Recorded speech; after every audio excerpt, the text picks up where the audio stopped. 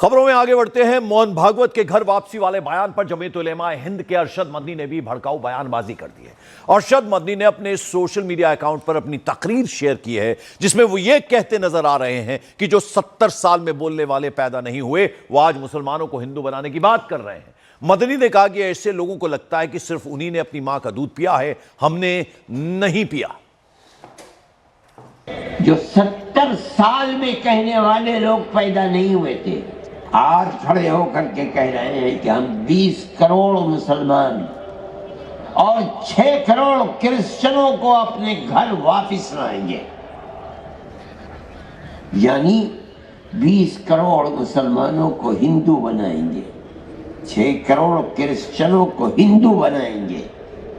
ऐसा मालूम होता है कि सिर्फ उन्होंने अपनी मां का दूध पिया है, किसी और ने नहीं पिया। जमीयत उलमा हिंद, मुल्क तो बर्बाद हो जाएगा। ये तो फैसला कल करेगा, आने वाला दिन बताएगा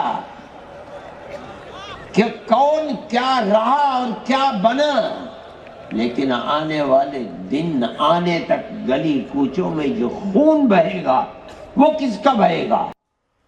इस बीच अरशद मदनी के बयान पर विश्व हिंदू परिषद के विनोद बंसल ने तीखी प्रतिक्रिया दी है। उन्होंने कहा कि मौलाना मदनी दूसरे जिन्ना बनने की फिराक में है। इसके साथ ही महंत विष्णु दास ने अरशद मदनी पर मुसलमानों को भड़काने का आरोप लगा दिया है।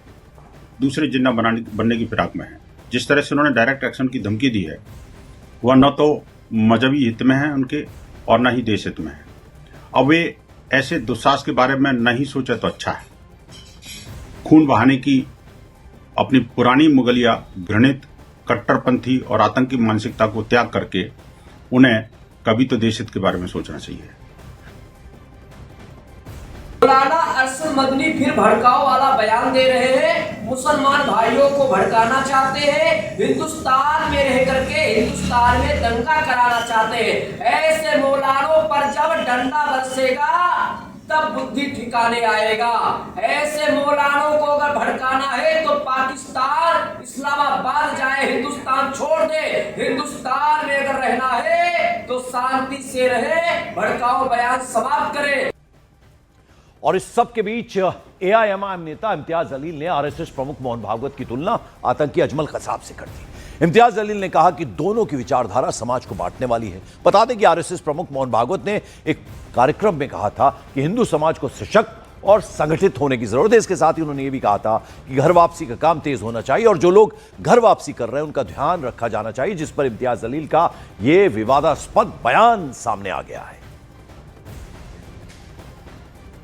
आरएसएस जैसी संगठन का एक बड़ा नेता अगर इस तरह की बात करता है तो मैं ऐसे नेताओं की तुलना जो है वो अजमल कसाब जैसे लोगों से करता हूँ।